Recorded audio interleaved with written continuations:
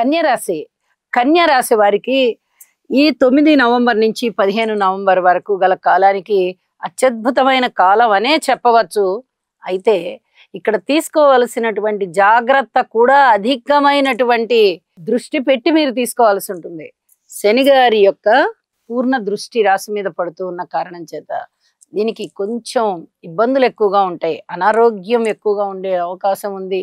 ఏ పనులంటే ఆ పనులు ఆగిపోయేటటువంటి అవకాశం కనిపిస్తోంది. అవేవి ముందరికి వెళ్ళనివ్వకుండా కాళ్ళకి ప్రతిబంధకాలు అవుతున్నాయా అన్నట్టుగా అనిపిస్తూ ఉంటుంది. మనకి చేతులు కట్టేసినట్టుగా ఉందండి. పని చెయ్యాలి, దీని మీద మనం కృషి చేయాలి, కానీ కృషి చేయడానికి మనకు అవకాశం లేకుండా అయిపోతుంది అనమాట. ఇది కొంచెం మానసిక వేదనకి దారితీస్తుంది.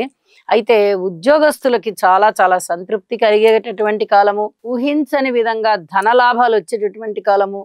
మీరు ఈ మీ లోపల ఉన్న వితరణ గుణము అనేది చాలా అద్భుతంగా పనిచేస్తూ దాన ధర్మాలు ఎక్కువగా చేసేటటువంటి కాలంగా తెలియజెప్తూ ఉన్నాను.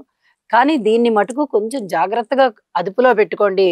ఉన్న ధనము, వచ్చిన ధనము ఎక్కువగా దాన ధర్మాలకి, విరాళాలకి ఇచ్చేస్తే రేపు మీరు చాలా ఇబ్బంది పడతారు. ఇప్పటికే ఇబ్బంది ఉంది, కానీ మీ ఖర్చులకి ధనం వస్తోంది కాబట్టి కొంచెం ఆనందంగా ఉన్నారు. షష్ఠ స్థానంలో రాహు గారు ధనాన్ని ఇస్తున్నారు, లాభస్థానంలో గురుగారు ఇస్తున్నారు, ద్వితీయ స్థానంలో శుక్రాచార్యుల వారు ఇస్తున్నారు.